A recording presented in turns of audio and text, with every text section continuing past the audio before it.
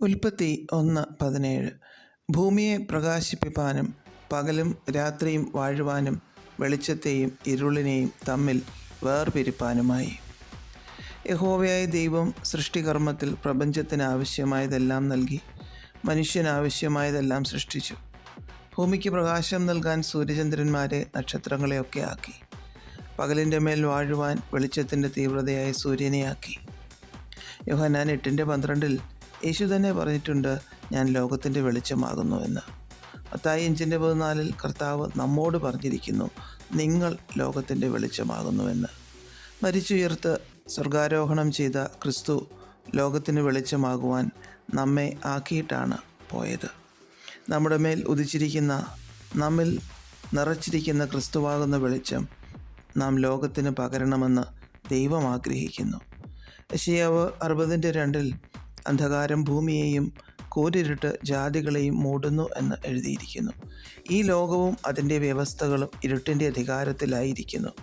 അതിൻ്റെ മധ്യത്തിൽ വെളിച്ചമായി നിൽക്കുവാൻ ദൈവം നമ്മെ തിരഞ്ഞെടുത്തിരിക്കുന്നു. ഒരു മെഴുകുതിരിയാണെങ്കിലും ഒരു മണ്ണെണ്ണ വിളക്കാണെങ്കിലും ഒരു ടോർച്ചാണെങ്കിലും അതിൻ്റേതായ രീതിയിൽ ഇരുട്ടിനെ മാറ്റി വെളിച്ചം നൽകുന്നു. വാഴുവാൻ ദൈവം നമുക്ക് പരിശുദ്ധാത്മാവിനെ നൽകിയതിലൂടെ നമുക്ക് അധികാരവും നൽകിയിരിക്കുന്നു. പലപ്പോഴും നാം അത് മനസ്സിലാക്കാതെ നമ്മിലെ വെളിച്ചത്തെ നാം മൂടിവെക്കുന്നത് വേഗത്തിൽ കെട്ടുപോകുവാൻ സാധ്യതയുണ്ട്. നമ്മുടെ മേൽ പകർന്നിരിക്കുന്ന പ്രകാശത്തിൻ്റെ ഭംഗി നഷ്ടപ്പെട്ടു പോകാതെ നമുക്കതിനെ മറ്റു ചിലർക്ക് പ്രകാശം കൊടുക്കുവാനായി ഉപയോഗിക്കാം. 1 പത്രോസ് 2:9 നാം അന്ധകാരത്തിൽ നിന്ന് അത്ഭുത പ്രകാശത്തിലേക്ക് വിളിക്കപ്പെട്ടവരാണ് എന്ന് പറഞ്ഞിരിക്കുന്നു. നാം അന്ധകാരത്തിൻ്റെ ഭീകരത മനസ്സിലാക്കിയത് ഈ ക്രിസ്തുവാകുന്ന അത്ഭുത പ്രകാശത്തിലേക്ക് വന്നതുകൊണ്ടാണ്, അല്ലേ? വെളിച്ചമായവൻ്റെ വെളിച്ചമാണ് നമ്മിലൂടെ പ്രകാശിക്കുന്നത്.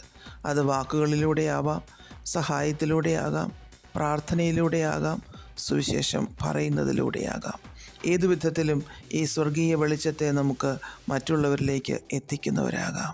യെശയ്യാവ് 9:2 ഇരുട്ടിൽ നടന്ന ജനം വലിയൊരു വെളിച്ചം കണ്ടു, അന്ധതമസ്സുള്ള ദേശത്ത് പാർത്തവരുടെ മേൽ പ്രകാശം ശോഭിച്ചു എന്ന് നാം വായിക്കുന്നു. അത് ക്രിസ്തുവിനെ പറ്റി പ്രവചിച്ച് പറഞ്ഞിരിക്കുന്നു. നാമും ക്രിസ്തുവിൻ്റെ വെളിച്ചം ലോകത്തിന് കാണിച്ചു കൊടുക്കുകയും പകർന്നു കൊടുക്കുകയും ചെയ്യുന്നവരായി മാറാം. ചുറ്റുപാടും അന്ധകാരത്തിൻ്റെ തേർവാഴ്ച കാണുമ്പോൾ നമുക്കാകുന്നത് പോലെ കൈത്തിരികളായി പ്രകാശിക്കാം. പ്രാർത്ഥിക്കാം. പ്രിയ പിതാവേ, ഞങ്ങളെ ലോകത്തിന് വെളിച്ചമാക്കിയിരിക്കുമ്പോൾ അതിൻ്റെ പൂർണ്ണതയിൽ പ്രകാശിക്കുവാൻ ഞങ്ങൾക്ക് കൃപ നൽകണമേ. യേശു ക്രിസ്തുവിൻ്റെ നാമത്തിൽ ആമേൻ. God bless us all.